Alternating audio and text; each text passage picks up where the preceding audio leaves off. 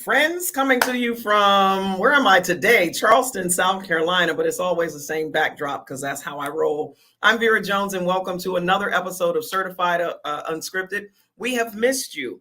I want to be fully transparent to say that I missed that first week with COVID.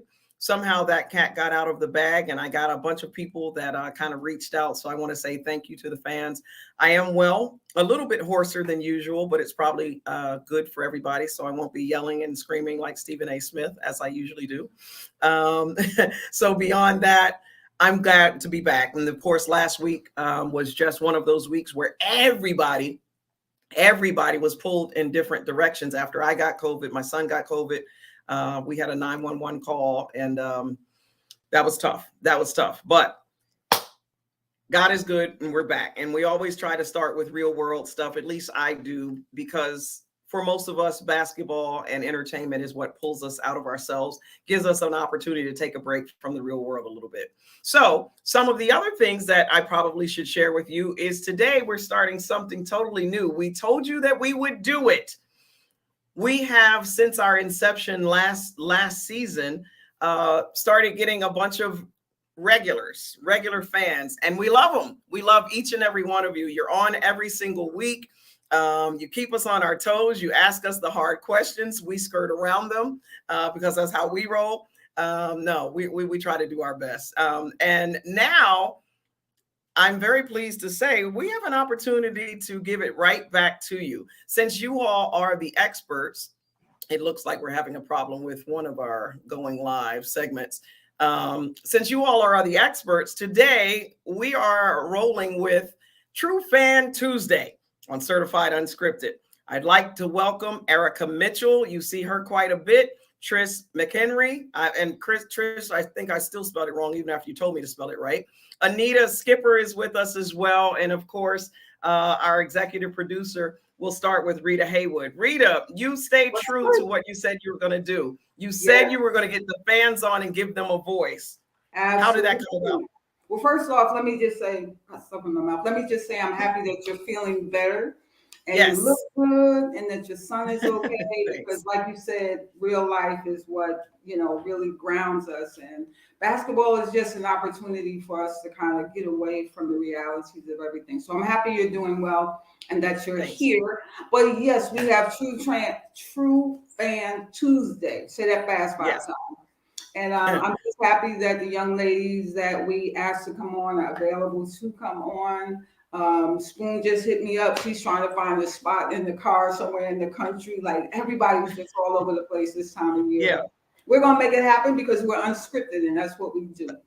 Yeah, and we're certified too. And the very first person we're going to welcome to the show is a lady you must know by the name of Erica Mitchell. Erica, welcome to the show. Where are you coming to us from? I'm coming to you from Long Island, New York. All right, Long Island, New York. Also, welcome to the screen, Tricia McEniry. Trish, where are you coming to us from? I'm here in Bergenfield, New Jersey, about 20 minutes outside of the city.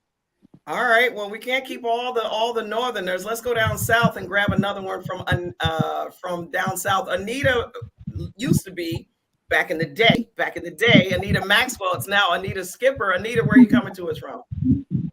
From Wisconsin. Uh-oh, you're breaking up. You're coming from where? Wisconsin.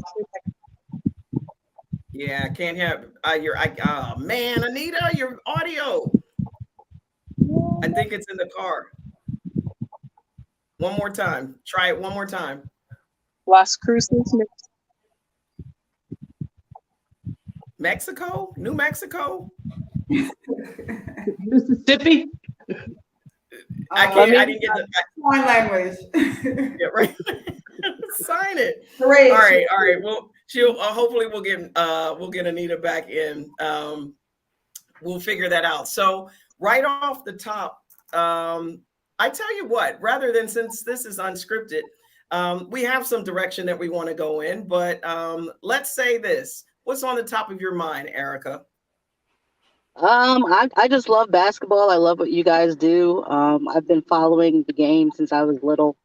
I fell in love with basketball at a very young age. I was probably like maybe 4 or 5, watching Michael Jordan and, the Bulls, the Knicks, Lakers. So I really fell in love with basketball. And, not really seeing a lot of, female basketball when I was, smaller. I started, watching more men. And then, I kind of discovered women's basketball because I have an older sister. So I was watching her play and stuff like that. Kind of understanding, the game of basketball on the women's side. I started learning that as a young girl and just loved basketball ever since. Did you play? Following the league. I did. I played basketball up until high school, and then my first year of college, and then I started coaching. Probably when I was about 18, I was coaching the youth league, and I've been coaching ever since. Right now, I actually am a program director for a youth basketball organization down in Georgia. So I've been doing that for about 4 years now.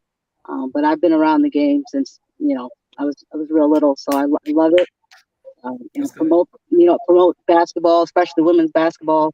Because nowadays everybody's all about LeBron and Kobe's great and everything like that. But with my youth organization that I work with, I started talking to them a lot about the WNBA and the new college NILs and just different things because they don't know about that.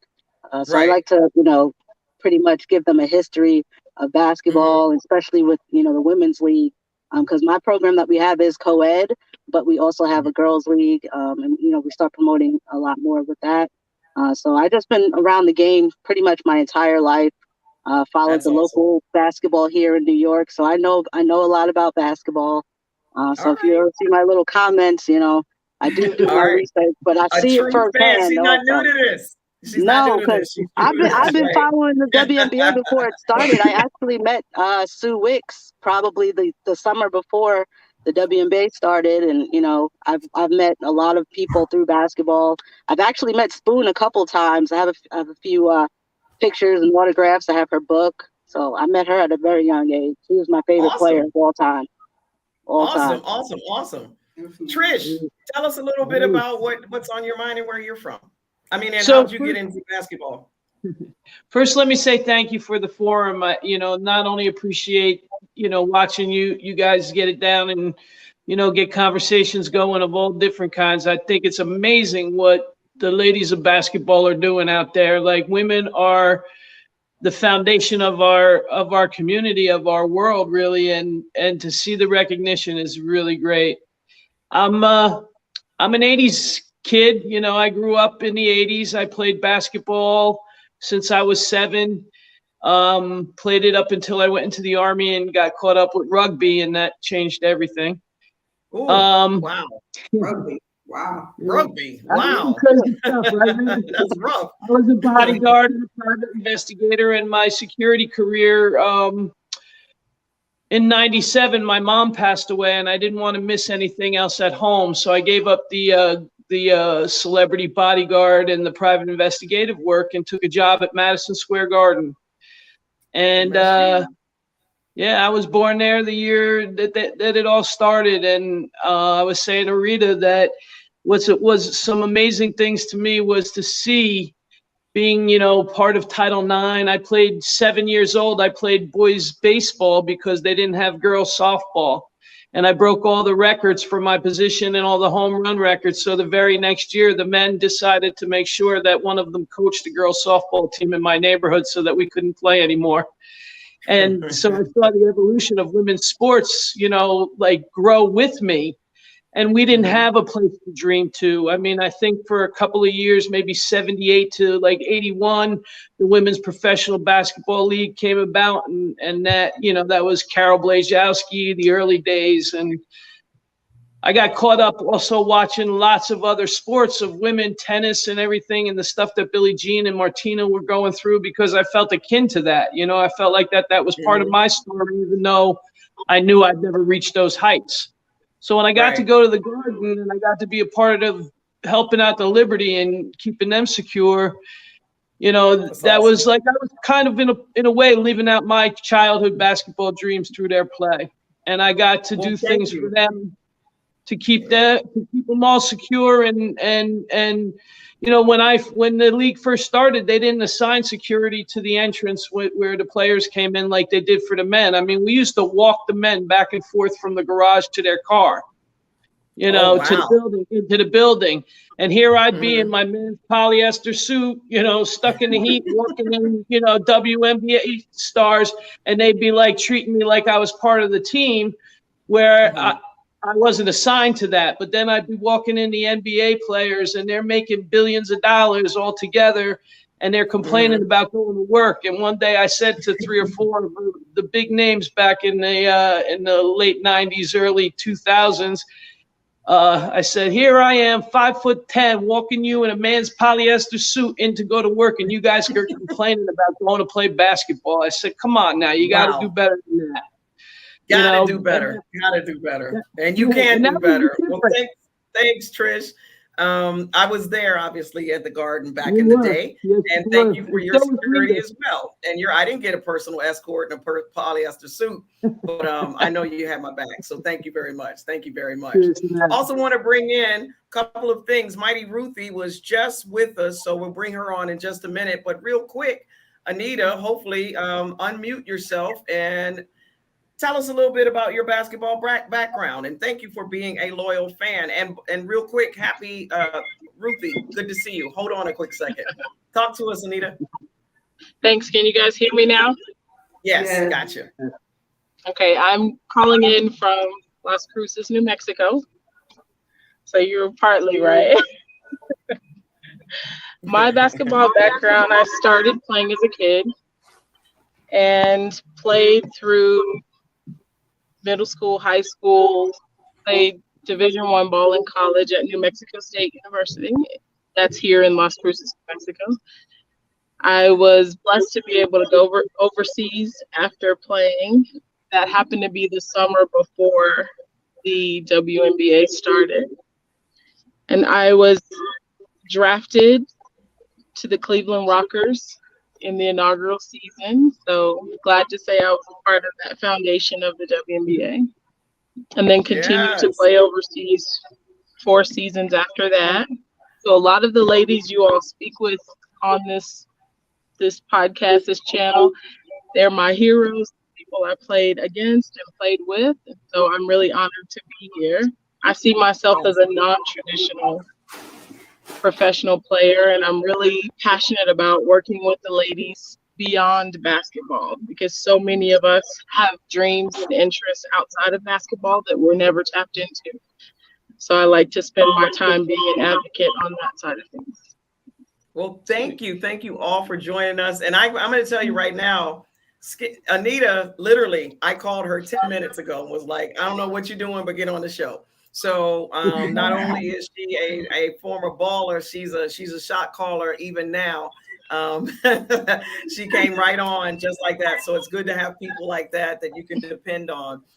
As we transition, probably the hottest topic that's out there right now is, and I know somebody already posted it, so I'm going to find it here boom, here it is. Hoops Nation. We were trying to track down Hoops Nation, actually.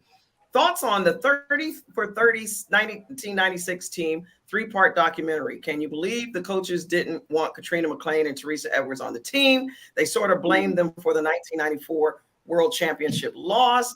That's a big loaded question. And we are proud to know the mighty Ruthie Bolton, who is with us today, who actually was, of course, on that documentary, a part of that 1996 team, has all the background scoop. Ruthie, where are you at today anyway? And welcome. Well, I am in South Dakota, on the reservation.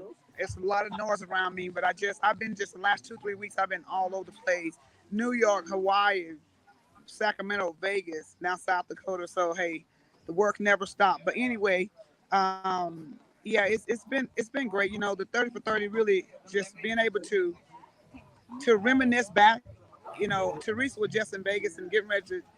It was a reality, and it goes to show you our why. You know, am I freezing up?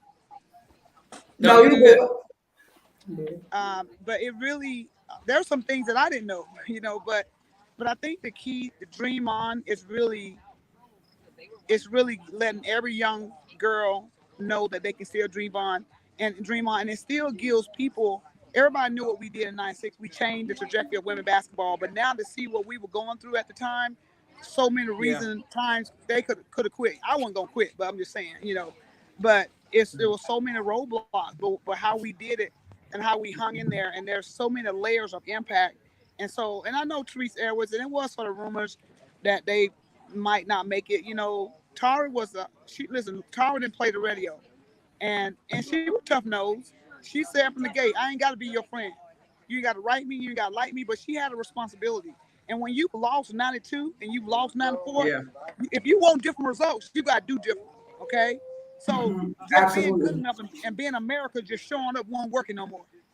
So I think, to me, they might say she overdid it. I'd rather overdo it and look back and say we did it than to say, man, we should have, could have. Had we focused a little bit more, had we worked harder. So I'm just thankful, like, we all got our medals, and nobody trying to give their medals back. Hey, so it was worth it. There's a quote: "The hardest thing to endure will be the sweetest to recall." So it was tough. It was just in the trenches. But guess what we did? We changed the trajectory of women in basketball. And now, Tarasi texted me after she saw it. She said, "Thank you for carrying us on your shoulder. Thank you for what y'all have done." I said, "Guess what? We passed the torch on to some amazing young ladies that have done a remarkable job." So, to me, that was well done is better than well said. So, I felt like there was a combination of that when she gave me that compliment. So I think it was great. And but yeah, I'm just thankful that I was part of that pioneer team. And I love playing with Tricia. I love Katrina. I adore all my teammates, and I thank them for being my teammates and being my family during that journey for me, because it was a tough time for me. But I thank them for being my family. That's awesome. They say you say you were a part of it. Rumor has it you were considered the top women's player in the world in '96. You owning up to that? I was so hungry. And listen, this is what my mind said. In that gold medal game, I said, all of what we've been through, listen, only thing separate us from a goal was 40 minutes of basketball. My goal was to defend Paula. I wanted to make her regret and doubt everything she ever learned about basketball. Listen, Charles said, she go to the bathroom, you go with her, okay? She said, I want you to get so close. She said, I want you to get so close you can tell what toothpaste she used to brush her teeth with. And you know what? Or not. Listen, right. She was averaging about 29.5 points a game. When I got done with her, she had 3 points. And by the way, she was using Colgate. So hey, but it was a beautiful experience, and to me, I'm gonna say this, and I'm gonna let y'all have it.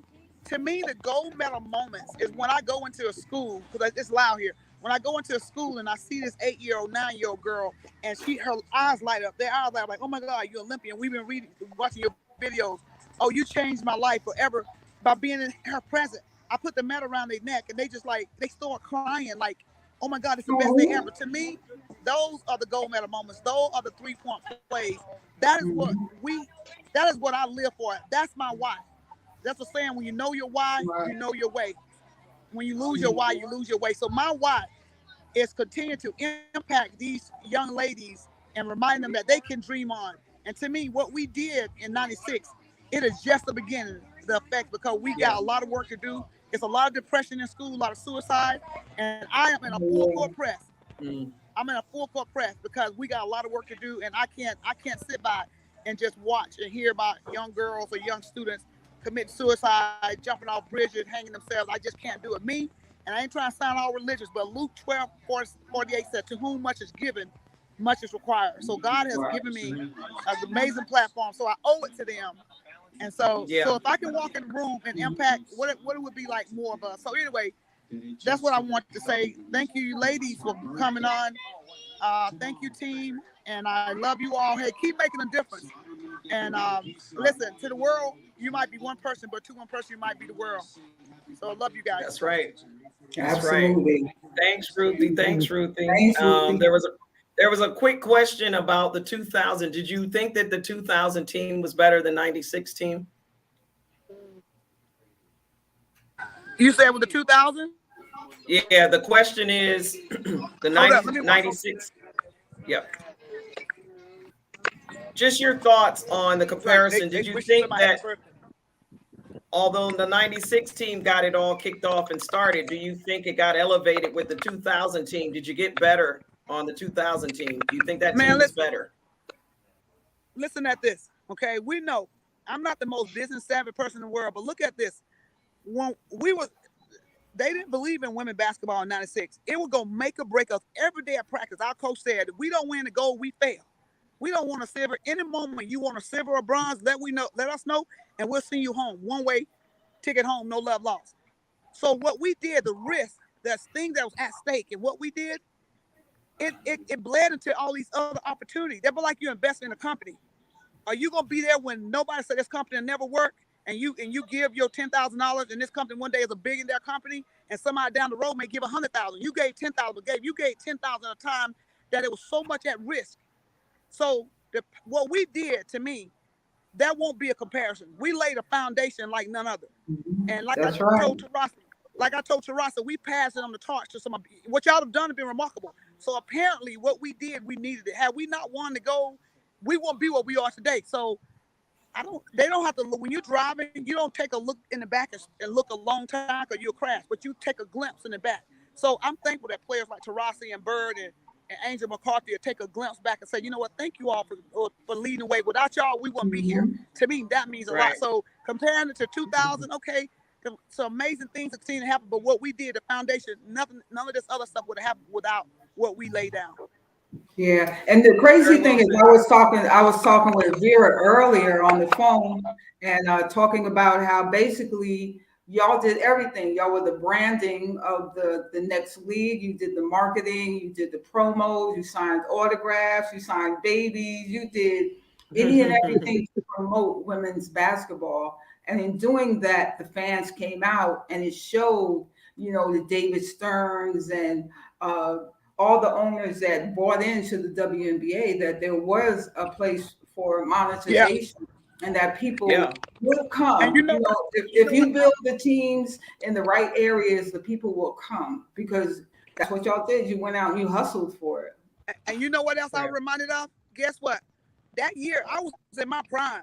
We sacrificed 1 year from going overseas where we could have made bank. We made $50,000 for that whole year. These girls these days make $50,000 a month. Okay, we made $50,000 a whole year. The sacrifice, that's what I'm talking about, the sacrifice. It's the sacrifice that was made. I'm not saying the latter part haven't, in the last, 10, 15 years haven't been sacrificed, yes. But we were gone for a year. And what we gave up, the sacrifice we gave up, and what we did is so that these young ladies now can enjoy. These young ladies now can make $20,000, $30,000, $40,000 a month, even though it's overseas. But what we did in '96 in the state changed basketball world round. So I was reminded with my teammates what we did, and I don't regret 1 second. I'm so glad I did it. So glad where women basketball is going. But to me, we got more work to do. We're trying to organize a tour so we can all get on and we can go. And it might not be everybody, but I want. If I walk in a room and light up a young girl, imagine what it would be with most of us. And to me, this is not just a show for me. Our gifts will make room for us. And what we did, what it perceives us, this is bigger than us. This is bigger than me. This is bigger than Lisa, bigger than Nikki, bigger than Dawn. This is big time to impact these young next generation. That, to me, that's where I'm at right now. Hey, we might be in a timeout, but it's to me, hey, I got my whistle like this, it's really game. It's really game time. I'm sorry, I just had to. It's really all right. Game time. All right. It is indeed, and you have just made so many people proud, Ruthie. It's just an honor to be able to work with you. Your passion is evident, very, very evident. But I gotta be honest, when it comes to passion, I don't know if anybody measures up to Teresa Weatherspoon. I think she's synonymous with passion, and she's so passionate that I don't know where she's traveling at it right now, but she has made the time to join us. T Spoon, welcome back to the show. Where are you? Hey, ladies, first of all, I just got to tell y'all, I love y'all. I miss y'all. I'm back. I'm trying to hold on out in the country. So please don't hold it against me if it go out, please. I'm just trying to get a little bit of rest out in the country. We've got special guest. It's so good to hear your voice, Spoon. Listen, I'll take Spoon in the trenches with me any day of the week. There you go, warrior mode, right? Hey, Ruthie, while we're talking on this subject, I'm so glad that I butted in on you speaking about Dream On. I gotta say, first of all, thank you. Thank you for the sacrifice. Thank you for trusting and believing in who we are as women. And once they gave us the opportunity to present ourselves, to allow us to perform, at a high level, at a high stage, and you guys traveled every freaking where to make it happen. We gotta say thank you because it opened doors. It gave us a chance to get our feet in. And when we got our feet in, it was like, forget it, I'm putting my whole body in. And when we did that, now look what's happening. Look where we are today. Because a lot of people had no idea what you guys went through behind the scenes. Nobody knew. Yeah. Boy, so we're thankful to know that you guys persevered through it all, knowing that there was a bigger picture ahead, and it was much bigger than you guys. Now look where we are today. So I gotta say thank you guys for what you guys went through to make this all happen. Absolutely. Oh yeah, indeed. Well, there's a question for you about, did you try out for the 96 team? No, I was done.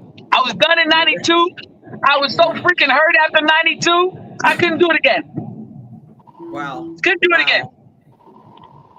You know, that's another, I mean, that's such a big part of it. I want to ask our guests that have joined us. I don't know if you realize, but since we're so unscripted, Spoon, today became True Fan Tuesday.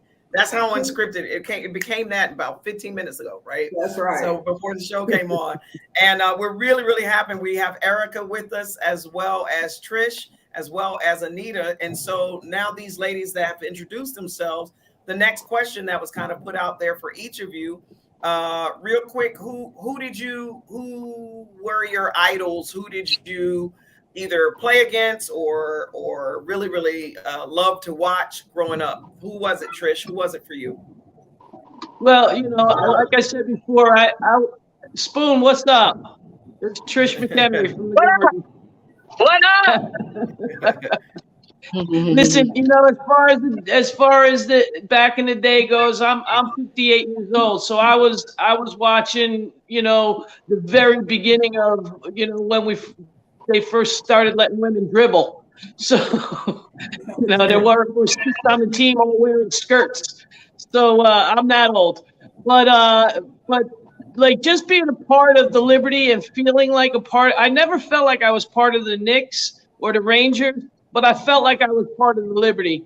And Spoon will tell you, man, I rocked with those girls in a lot of different ways, but I was never so proud as to see how hard they worked and how much, like we talk about, like Ruthie talking about giving back and everything. That's not something that happened with these ladies, Rita too, all these women that I've known, you, Vera. You guys didn't start giving back after you were done playing. You've been giving back the whole time. I watched Spoon give a troubled teenager that I introduced her to in the ramp, down the ramp of the garden by the security booth. I watched her take her sneakers out of her bag and sign them and give them to a troubled girl and explain to her how she could be anything she wanted to be. I never saw any Knicks players stopping to do that. I seen them rushing to their cars and stuff. And I got to give it up. There were a few of those players that were true good guys. But not on a whole. Like the WNBA, you ladies are all heroes to me. Every single one of you. And awesome. Like I said before, you playing professional ball at any level of any sport. For an athlete, I was a 3-letter athlete through high school, and I played rugby and stuff in the Army. I did all kinds of crazy stuff in my lifetime. But feeling like I was part of the Liberty, whether it was going to a movie premiere or walking them out of the garden, or going to, you know, some club or something as their security. It was my honor to work with them and to feel like I was part of that. Rita too. Rita, man, I never saw a person work off the court as hard as that Rita right there. Rita's a hard worker. Putting it down. Rita always had 14 jobs. Like, hey, man. There's not a player in the WNBA that isn't my hero. How's that? That's my bottom line. There isn't a player that plays. I'll take it. Carmela might say you skirt it because we get now you know how hard it is. Top 5 for you, or someone. Just give us a background on who's big for you, Anita. Can you name a top 5? I cannot.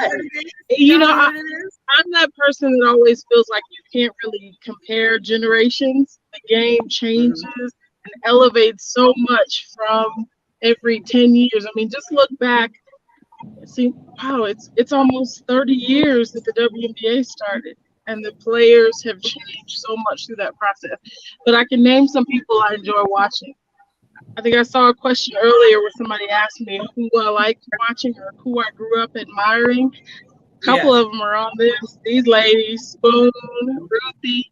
But I grew up in the time where the Latex and the Tennessee. So I was watching Deidre Charles. I played forward. Yeah. So Janice Lawrence, who was also my teammate in Cleveland. Of course, I loved Cheryl Miller.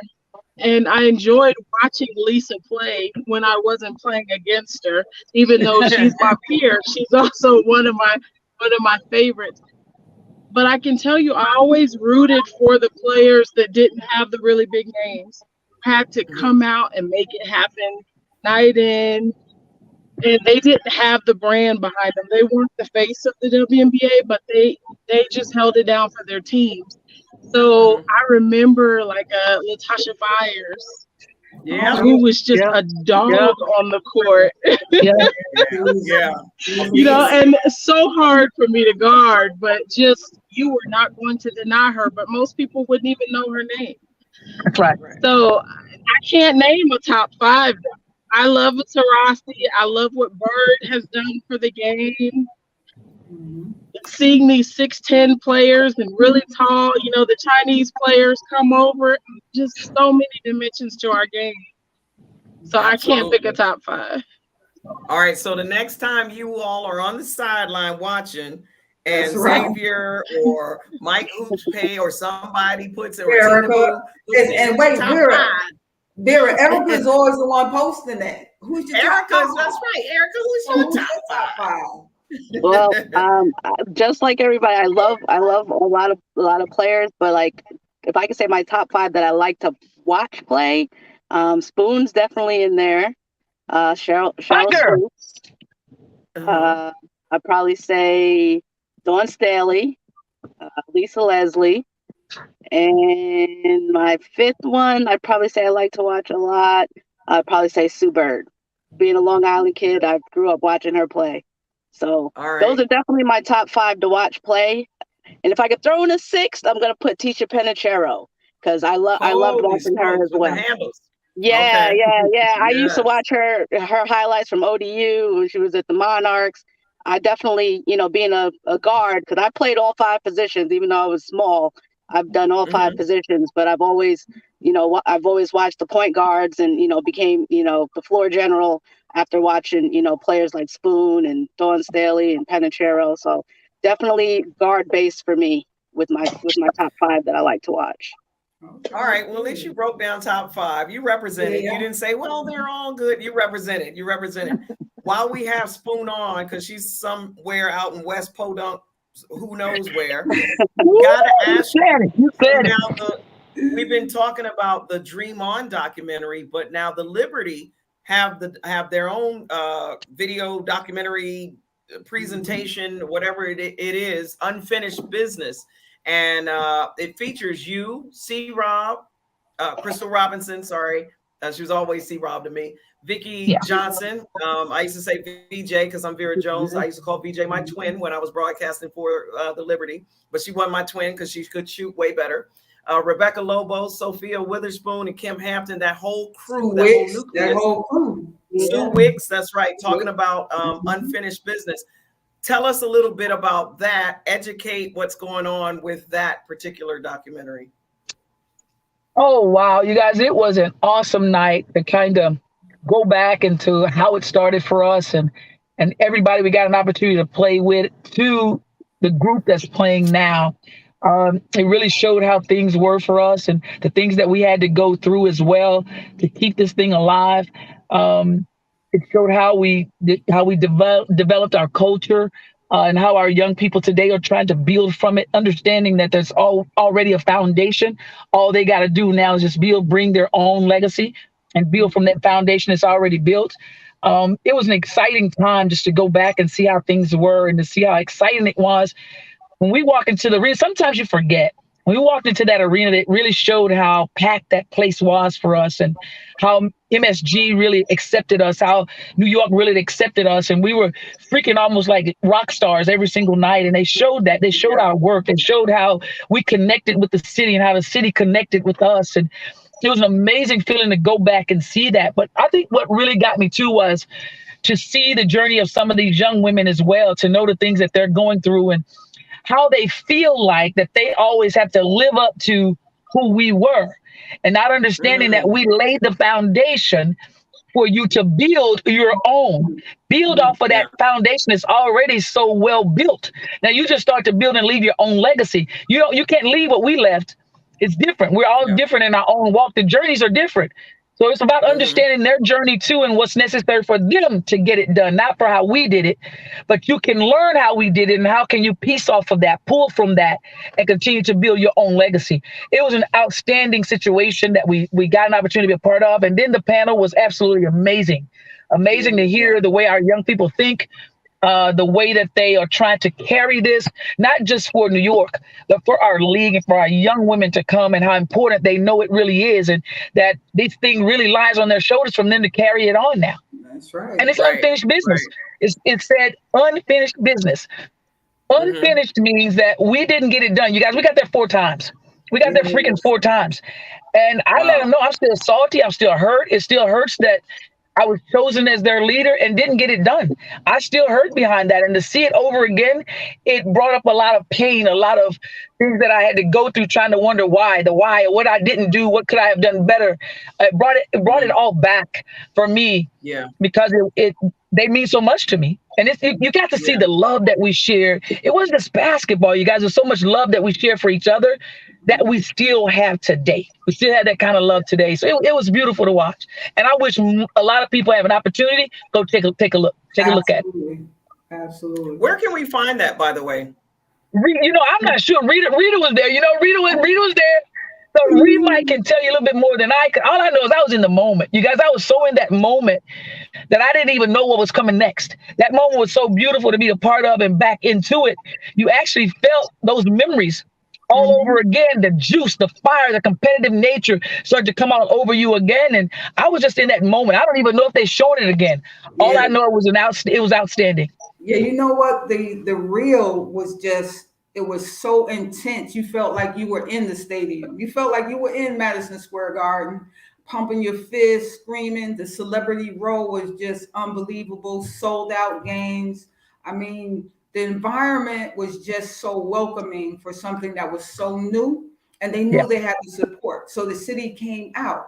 So you look at it now where you have Twitter, you have all these social media, situations that people can use to draw people to them. And it's like, all right, most players nowadays use it just to promote themselves so that they can get their check on the end or on the side. But it really needs to be used more to continue to draw people into the game. So I love it that the young ladies are, putting themselves out there, dressing themselves up, saying, look, I'm fly as everything. So fly as fuck, come to the game, see me in person type thing, But it wasn't amazing. It was really different too, Reed. Social media is big for them. Yes, they are their brand. They get to do it a little bit differently. Yeah, it's different. Yes, much different. And that's what they have to do. They have to use that to make things happen. It matters now. It matters. It matters how many followers you have. It matters.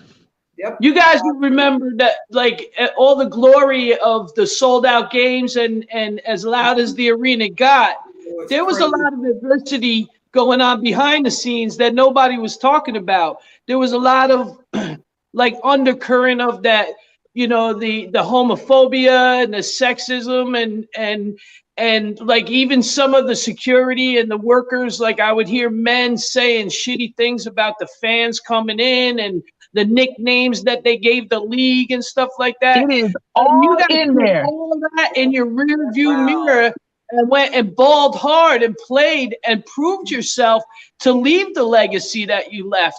So anybody that ever thinks that you not only left it all on the court, you left it all out there for the fans when they needed your backing, moment, like you stood up for fans. Like there was a lot of undercurrent that people didn't know about that. I understand it. I haven't seen I've only seen clips, but I understand a lot of some of that stuff is addressed from the players' perspective and the team's perspective, but coming from an employee in the building, I can tell you that shit ran deep. Even just trying to get on TV was, Vera, you'll say, just trying to get the games on TV. I used to watch Up in the Box, trying to put together some great shows and just struggling against being the only woman in that booth. You guys remember? Everything you're talking about right now, you will see that in this reel. You will see it. You will see how they spoke about Sue Wicks, because Sue Wicks was the first to say anything. And she spoke about how the media was coming after her, how they eventually asked her the question, and how she came out. Sue was the freaking bravest one that I ever knew at that moment. You guys struggled with each other, and the energy on the team was affected by all of that drama. There was like some undercurrent going on that was palpable off the court, and how you were able to put that aside, it's not just the struggle of being, a woman. It's not just the struggle of being an athlete and maybe coming across as butch or whatever. You didn't have to be gay to be treated like some kind of third-class citizen coming into the building by some people, Yeah. That is. Anyway, is there any way struggle and get past it? Is there any way that you know of? We got to get more information on whether, I'm guessing it'll show up on YouTube at some point. Yeah, so I believe it's on YouTube where you can actually purchase it. I'm gonna check right now. All right, that's good to know. That's good to know. Spoon, I got people yelling at me. I gotta ask you this question before you disappear. Yeah, now you gotta go all the way back to 1985 when Cheryl Miller had 43 points. But you all beat them when you hit the bank shot to put the game into overtime. Can you go back to that game? Can you remember it? I can go back to it, and I can tell you this: Cheryl Miller was outstanding. She was outstanding, and when I tell you, if that was a 3-point line at the time, she might have had 70. That's how deep she was letting it fly. I can remember that game very well. We just got lucky and beat them down the stretch. We really did. A play was called for Janet Carvinen to be up the floor for me to pass it to her, for her to shoot the 3-point shot. Well, heck, she was too slow. She was nowhere around, so I had to shoot it. Boop, there it goes again. I had to let it fly. That's exactly what happened. But if there was a 3-point line at the time, Cheryl Miller would have had 70, I'm telling you. She shot the thing so deep every time it released her hand. She was outstanding, outstanding. Here's a question for all of you ladies. Why do you think back in the day, I should say, why do you think that you could sell out arenas back then, but now it seems to be a struggle to get people to come out and watch? I have an opinion on that, but I would love to hear from everybody else. Anybody jump in? Rita, you old school. And you know the business of basketball. You old school and you know the business of basketball then and now. Why? Well, I just think that overall, you didn't have distractions. Like now, everybody's on their phone. No matter where you go, you're on your phone. People don't really connect in terms of supporting groups. You used to go out to the softball game, baseball game, whatever it was. You went out as a family, friends, and you hung out. But now there's so many things vying for your attention that people are just scattered. And unless you're just a genuine fan, then you're going to be involved. But if you're all over here doing this on Saturday, this on Sunday, it's just totally different. And I think that we as fans have to pour back into the teams by supporting and actually buying tickets, buying merchandise, showing up for the games, because the revenue has to be there. We can't say to the men, support us. It's like going out on a date and expecting the guy to always pay, right? We want to be independent. What's wrong with that? What's wrong with that? We want to something wrong with that? Oh, my bad. I'm with it. But we're trying to be an independent league and stand on our own. So we have to do the business that an independent league and a team would do to market themselves. Now everything is about, I'll go talk to this group, but are they going to pay me? Back in the day, the players would go and they would go down to, West 4th Street or wherever the young kids were that were coming up, make appearances, Pfizer, whatever company it was. And it wasn't really about the money. It was about promoting the game and being true to the game in relationship to selling it and seeing your real personality to say, wow, they're really nice people. Let's go check out the game type thing.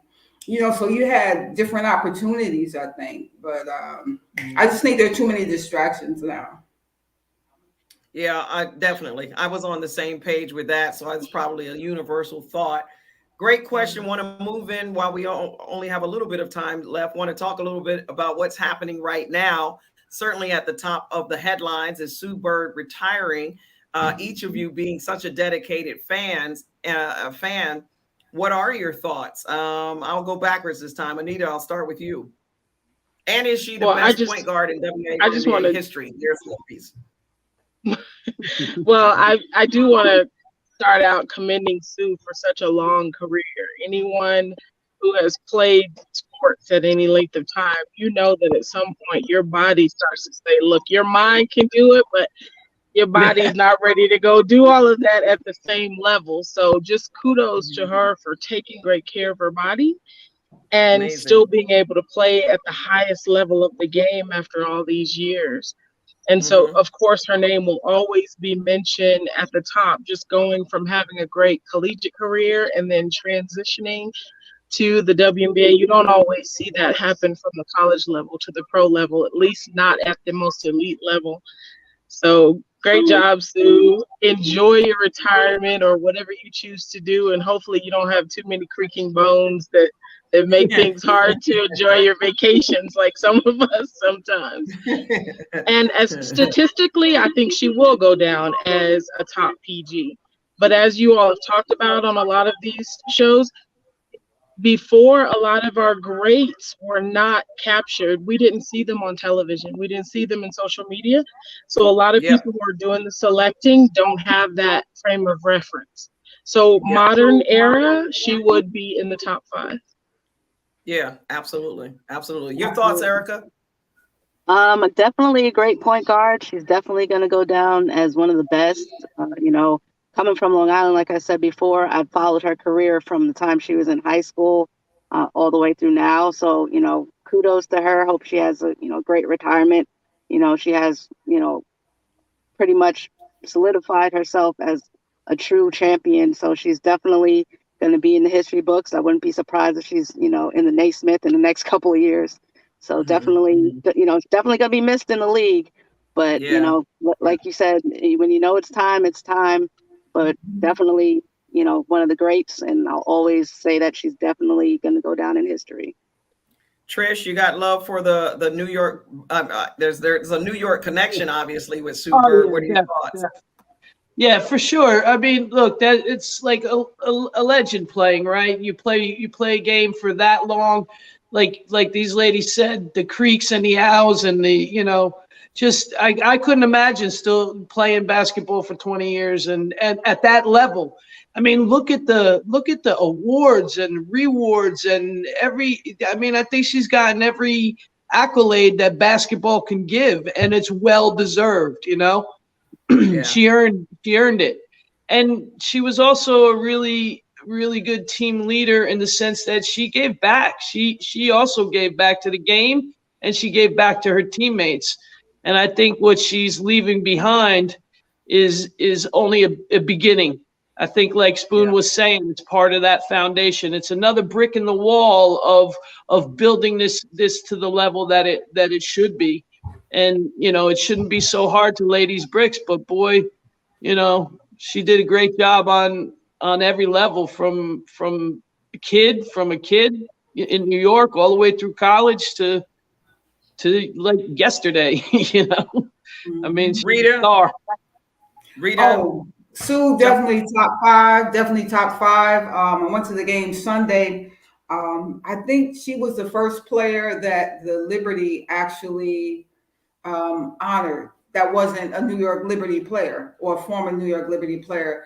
They showed, clips before the game. They honored her with the jacket. The fans were, Sue Bird. They gave her much respect as a ball player. not as, you know, a Seattle Storm ball player, but just coming from New York, which is the hub, you know, the mecca of basketball. Just giving her the respect that she deserved based on her really being full of grit, commitment, dedication to the game, and never sidestepping her responsibility as far as a phenomenal player. You know, she's a role model, and she always lived up to it, and she'll continue to live up to it long after she leaves the court.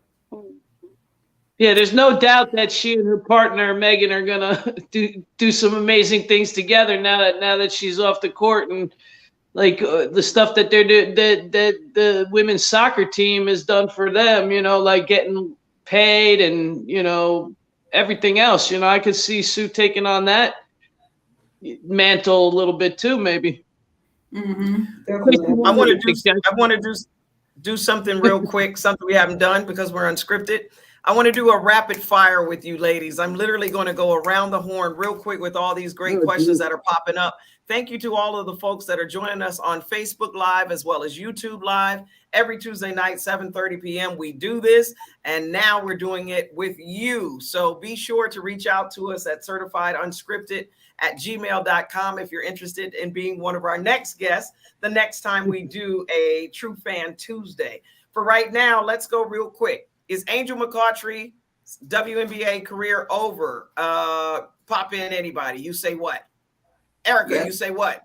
I don't think so. I just think she's doing a lot of more philanthropy work right now. But, you know, some team will definitely be glad to have her. You know, her injuries, you know, unfortunate from the last couple of seasons, but I think she can come back. I definitely think she can come back. Anybody else? I heard somebody say yes. I think it might be over. I only say that because of the new talent that's coming into the league, and there's so many people waiting online to step in. So I look at Maren, what's her name? Maren Johannes. That's how you say her name. I love that girl. That's my new best fan. I'm her fan right now. She played on Sunday. She killed. I mean, she is no joke. So you have people like her. You have all these young talents. You have the players on the Aces. You have, I mean, I just think she can't keep up because of her injury. You know, it's unfortunate that she has an injury, but you know, it slows you down. It really does. She's not going to be where she was. And if she goes anywhere, she's going to be used more for her leadership as a veteran than as her skill set. I agree with the ladies that unfortunately we never had the luxury of taking time off, whether it was for injury or for any other reason, because someone is hungry and always right there at the door. Yeah. So I'm glad to see that Angel is looking at exploring things, ways she can bring value outside of the court when the ball stops bouncing, because it does for all of us. Yeah. And so if she does make that decision, or if her career is over, I hope it comes because she makes the decision and not her in some way doubting her ability. And injuries are real. So I like to see players go out on their own terms and not because they have to. Right. Absolutely. Can anyone beat Vegas? Absolutely. Everybody's beatable. Yeah, anybody can beat anybody. Any given day. Right now, I'm still run. But that was almost anonymous. I literally am having a medical emergency as we speak. I'm going to let you finish this show off, Rita. Here's another question for you. Before I get ready to bounce. Unfortunately, I got to bounce from this show. Like I said, life always seems to take over. Always happen. Unscripted, right? It's always unscripted. But before I bounce, ladies, thank you so much. Trish, Erica, Anita, you made the show tonight. You set the precedent. This will live on forever in history as the very first Certified Unscripted True Fan Tuesday. Rita, I'm going to let you take everybody out. All right. Sounds like a plan. Take care, Vera. Thank you. Right. Take care. Yeah. Well, so now that y'all are in the hot seat, I have some questions to ask y'all. So, Erica, you played basketball, you said? Yes. You understand the game. All of y'all understand the game. So what changes would you make on what team to make them better? A team that's not currently living up to say an LA Sparks or you know, Minnesota. What would you do as a coach to change that? Be it with starting a player, taking a player out, getting another player. What would you do from a coaching perspective in that situation? It depends on the player, I guess you would say. If it's a player situation, obviously, you know, possibly talking with the player, seeing what's going on. Just in general, with how pretty much the standings have been, sometimes it's not always the coach, in my opinion. So sometimes you got to rearrange the lineup, see what's working, what's not working, and if it's, you know, if it's still the same situation, you might need to, you know, bring in somebody, or, you know, pull somebody off the bench, you know, bring in some new players. But I know a few players got traded off of teams. So sometimes if it's not working, you might need to, you know, see something else. So as far as the Sparks, you know, I particularly thought in the beginning of the season when they got rid of Tia Cooper, I was like, you know, and they had just re-signed her. I was like, is that a good move for them? And like not seeing her on their roster and then bringing in some other players, and it's still kind of not meshing. But they got rid of coaching, so let's see if, you know, if that changes anything or not. But if not, obviously it might be personnel that you need to change around. It's so crazy because I still wonder about that move. Like, why was that move actually made?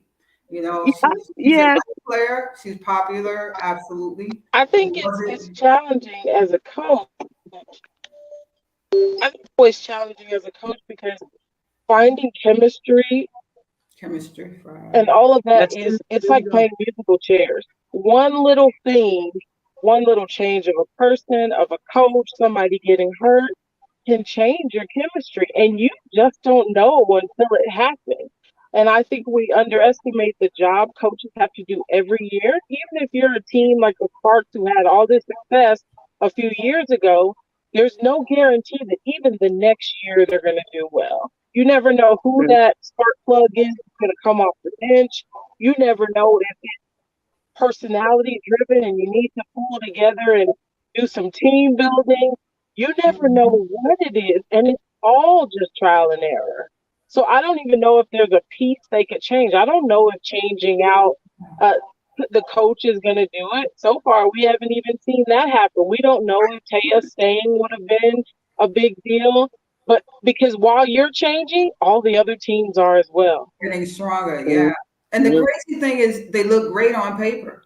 Like if you look at the lineup, you're like, oh my God, they're gonna kill this year. I can't wait to see them play, you know, this team or that team or Chicago, whoever it is, because they look so good on paper.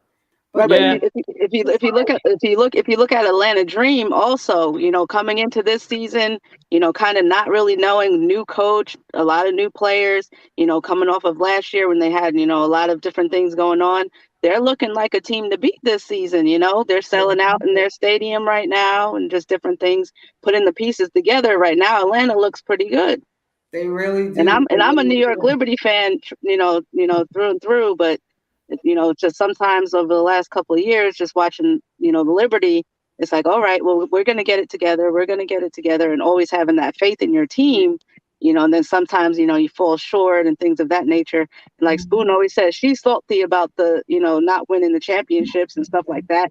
And as a fan, I was at pretty much all of those playoff games and stuff like that, you know, watching them, you know, play Houston and, you know, play LA, playing a lot of those top teams. And then when it's not coming together, and then, you know, people start floating to this team and floating to that team, and then you see them having success, you know, getting chemistry other places. Sometimes, like you said before, you know, changing things does make things better. And then other times it's just like, well, it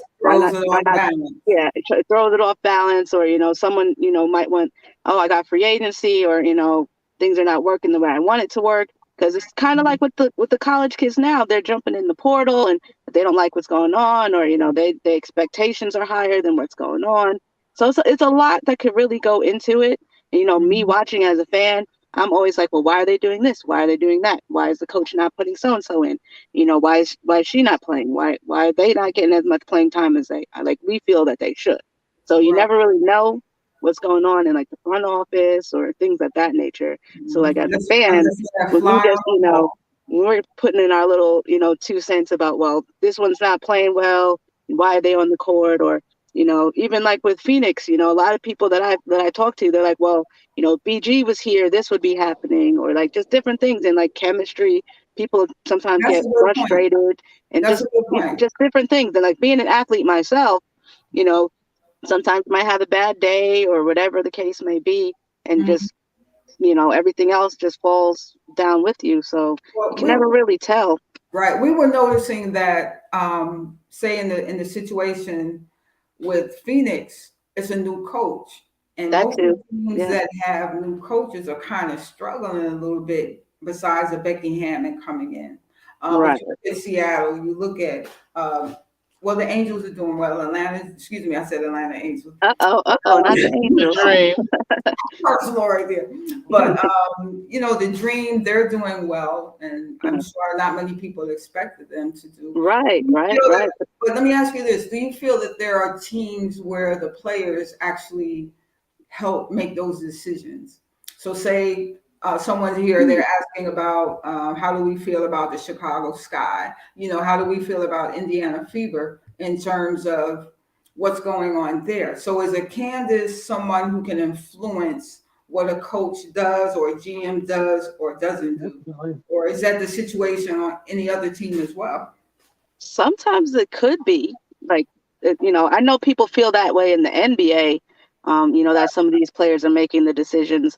But like with the WNBA, you have, a star like a Taurasi or, Candace Parker, things of that nature. I think sometimes they try to influence what might happen to try to bring that, powerhouse team. And then other times, it's, the coaches see what the team needs, or the GM or, whoever else is making those decisions. Sometimes they think they're putting the right pieces together, and then the puzzle falls apart.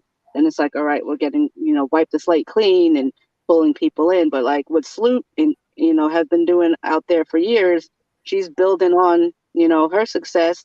They got everybody coming in helping them. So if you got players that are working together, because, a lot of people didn't expect them to win last season. Right. So, I'm a big Candace Parker fan. You can't tell from my shirt, but, let me ask you this, though. If you could say something to any player on any of the teams that you see and you're like, dang, if you would just rebound or box out or whatever it is. Well, I yell at the TV all the time, but I don't know if I would definitely say it right to them or anything like that.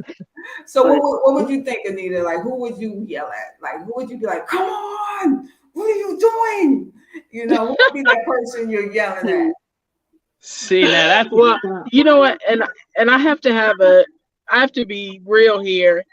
My life is set up in a way that I don't get to see a lot of games anymore. I catch highlights, but I really can't speak to an individual player. Now, I don't miss a game at playoff time, but during the regular season, I don't have a lot of time to where I'm able to watch the games. Right. So that wouldn't even be a fair question for me, because I would probably do that for all of them. That's exactly the reason why I decided not to coach, because you could always feel it a little bit stronger when you should have done this. Why did they block out? Why didn't they do this? But I did want to comment on the question you asked about, is it the GM or the leadership, or is it the player calling the shots? I think if you're in a position where you have a leader and that coach trusts them and they can work well together, like a Candace Parker, like a Taurasi, somebody who's been there, done that, then I think they allow them to be the floor leader and give some input on that. But the challenge is when you have people at the higher level who are making decisions because, like what you said earlier, an LA Sparks looks good on paper, that usually does not translate to the court. A great team has to have one or two superstars maybe, and a whole bunch of people who know their roles. Right. And when you have players who go to teams because of what comes with that, the limelight or what have you, and they've got all these other goals in mind, sometimes it detracts from what the team's chemistry and what they're trying to accomplish. Absolutely. So good on paper means nothing in basketball because we all have to lace it up. Right, exactly. Well, it goes back to what you were saying, what everybody's been saying about the chemistry. And I think that's why it would always be hard to pick those top five, because the chemistry that worked in 96 might not have worked in in 2000. The chemistry, why did somebody get left off the team? Maybe their chemistry wasn't right for what the coach and everybody's trying to build. I watched many games, both in person and on TV, and like the chemistry runs all the way through the entire organization. So it could be something that's happening upstairs that's affecting how the players feel on the court. And one of the things that has always been true, in my opinion, about women in sports is that what we didn't have in maybe physical ability or jumping up and touching the rim and everything else, the heart is there. And when you wear your heart on your sleeve, you're going to be subjective to everybody's chemistry around you. So you could be a superstar and have a whole team built around you. But if the chemistry of the coach, how many times did we see stuff at the Liberty where there was just one piece that was missing, one little element that seemed to just keep them from that level, from that next win? Sometimes it was player chemistry amongst each other. That has to go for every team. I watch Lisa Leslie come into our house and do some amazing shit that I clap for. But the one thing I always thought was, I wish we had some chemistry with her. I wish we had her chemistry in the building all the time. If she played with Spoon, it would have been a different story, right? Yeah. Not necessarily. Not necessarily. Yeah, it's true. I mean, we had some chemistry though. Liberty has had some good chemistry. We just couldn't get it. We just couldn't get it done. Yeah, that was crazy. Oh my God. There was so many close ones. It was, like I said, I was at all those playoff games. Yeah. I was at all those games against Houston. I was there in my posters and everything else, and I was like, oh my God, I can't believe they lost. It's heartbreaking for not just the players. Well, I didn't have my Certified Unscripted gear yet, so I wore the Liberty color. I did have a T-shirt that's not a Liberty shirt. I would have worn my Spoon shirt, but I was caught off guard a little bit. And we just think about, when you think about chemistry is really, it will only take you so far. You can have great chemistry on your team, but have more talent on the team that's outplaying you, or the team playing better at the moment, or a key turnover made the difference. There's so many factors. Chemistry is great if we like each other, but some of the most successful teams I played on, we were practically fighting each other off the court, but on the court, you would never know that. Right. So it's good for your team, but it doesn't impact the other team and what they may bring to the table. So Lisa Leslie, yes, you saw the Liberty was great. It was one of my favorite teams to watch when we were not playing them. But you can't discount what the other team is bringing to the table. And even if they have chemistry, am I more dominant at one position on the other team?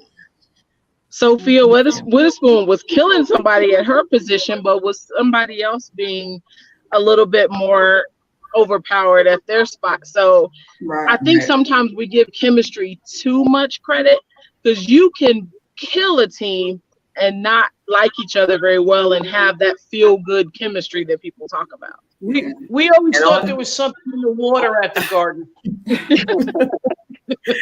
On that note of chemistry, we came on here tonight and created instant chemistry. You all were awesome guests. Absolutely. Can't say enough for you kind of last minute picking up the ball and running with it.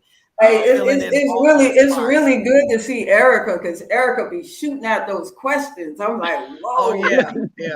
Absolutely. Erica quick with the fingers. One question, she's like, next one. Yeah, she did 20 questions in 1 minute. Our dream guest for the show. I guess that's how we'll go out today. One other thing? I just want to, you mentioned BG earlier. I just want to say her name every time we can. Absolutely. Bring home Brittany. Bring home. We shouldn't have to send our girls to Russia to make enough money to come back and play here. Bring her home. And we're praying for her in my house. I know you ladies are too. So thanks for reminding us always, of that. Thank you so much. Wow. So ladies, who's your dream guest that you'd like to see on our show?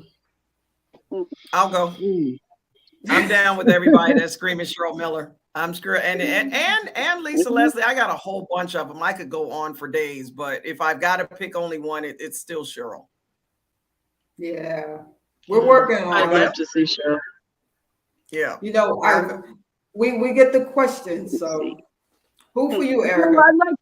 I'd like to see some of the players that maybe weren't marquee and see like their point of view, like some of those supporting players that made everybody else shine better. Like I wonder, where is Tamika right now? Where is our girl Meek? Tamika Whitmore. Like I spent a lot of days talking to that girl back in the day. Where are some of those other players that balled it out and gave their hearts and maybe didn't make it to the same spot? I'd like to hear from some of them. The where are they now stories, so that people that are coming up can also see that there's other places besides basketball to go, like some of the other players have already illustrated. That's good. Well, that's good. Erica? And also to add to that, I think it's important that the people coming after us, the young girls, that they see that there's more than, okay, I'm going to be a coach or a trainer. A lot of our sisters go into that, but there's so many other careers out there, and they have transferable skills that will take them to that. So one, to hear from the players who didn't get the shine like some of the other players did, but to show the young people you can still have a great career in this sport. It can take you so many places and introduce you to so many people. So don't discount it just because your name is not the one everybody's cheering for. Those people wouldn't be getting the kind of shine if it wasn't for the work you're putting in on the background. So I think we need to put more attention on that. Okay. I think a heroes and villain kind of show would be good too. The players we love to love and the players we love to hate or hate to love. Well, or hate Erica. Well, talking about players we love to hate and all that, and talking about players, from the past, I'm gonna bring it back a little bit. I'd like to hear from Andrea Stinson, maybe a Deanna Nolan, maybe a Cheryl Ford type of player. Some of those. Just bring it back a little bit. Sue Wicks. Sue was actually supposed to come through today, but anyway. We'll get on here. We're gonna get Miss Penny on the show today. I hope he's watching. I said Miss Penny on the show today. She always gives me a shout out. I wanted to thank her in person. Yeah. Also, show some love to the teams that are not around anymore. Many of them moved to other cities and morphed into other ones. Cleveland or players today wouldn't even know they existed before. Maybe bring on some of those teams. Yeah, like the Portland Fire, bring it back a little bit. Miami Soul. Yep. Little Nikisha Sales would be a good one. She's coaching now. She's over there at Georgia. Yeah. Okay. She's another story that people don't know about. I'm writing the list down. I see. No, there's a long list coming up. Trust me, we can roll it out for days. I'm sure we can roll it out for days. I just want to know that some executives on here. Everybody that you've spoken about, we've contacted. Cheryl Miller, Lynette. We talk. We talk on the phone, but it's like, all right, you're coming on this week. Nah, I'm not coming on. I got it, So, a lot of times it's just personalities. They're kind of private. They want to stay private, but they promise that they're still coming. I just have to wait for them to say, all right, this week I'm going to be there. Stan, I'm in touch with everybody's in touch. So we're going to make it happen. But tonight, you all were the superstars, and we can't thank you enough. Yeah, we appreciate you coming on and being our very, very first unscripted, and just coming on the drop of the dime and just giving us your thoughts and helping educate us a lot more. There's a lot more to basketball than the names that are on the marquee night in and night out. All of you are legends in your own right. So keep educating and doing what you're doing with the young women in the community, whether you choose to be a security guard, which is awesome. Trish, I love that story. I used to love going and watch the Cleveland Rockers, and actually I did a lot of broadcasts in that building. So Anita, you got my love. So again, thank you so much for coming on and making Certified Unscripted another great episode. Absolutely. Now, it is the time where you all will say it with me. When it comes to women's hoops, we're not new to this. We're true to this. Certified Unscripted. Next week at 7:30 p.m. on next Tuesday. See you the next time. Thank you for the prayers. I've got some family issues going on. I got to go get to it. Take care, folks. Stay strong. Stay strong. Thank you.